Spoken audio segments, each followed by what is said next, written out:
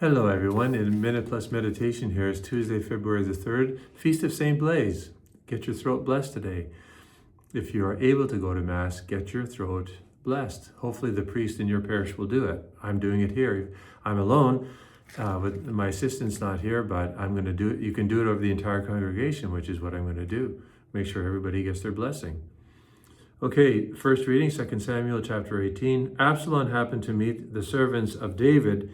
Absalom was riding on his mule, and the mule went under the thick branches of a great oak. So Absalom gets caught. He is killed. He's done. He's finished.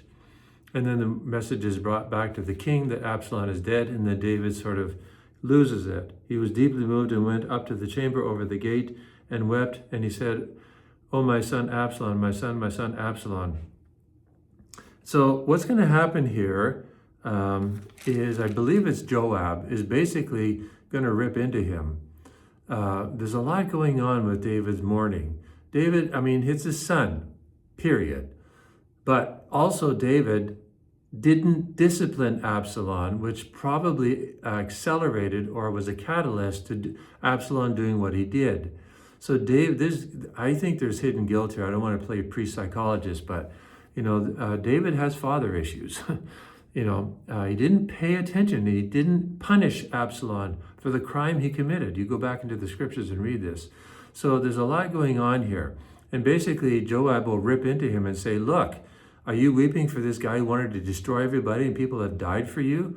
And he calls David to task. Thankfully, David actually responds to this in the way that at least he needs to. So,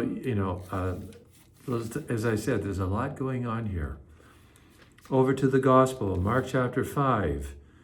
Now, this is the healing of Jairus, who said, "My daughter is at the point of death." Jesus goes with her, and then this woman who has a hemorrhaging for 12 years touches the hem of his cloak, and Jesus stops and said, "Who touched my cloak?" So he stops. Jairus' daughter is dying. Jesus stops and he has this interaction with this woman. Jairus must have been going crazy. Just think about it. He must have been losing his mind. Like, why are you stopping and talking to this woman? She's already healed. Like, leave her. Let's get on. My daughter is dying. Jesus, there's no rush. Jesus not. There's no rush. And basically, he says to Jairus in so many words. We have the beauty of hindsight. I got this.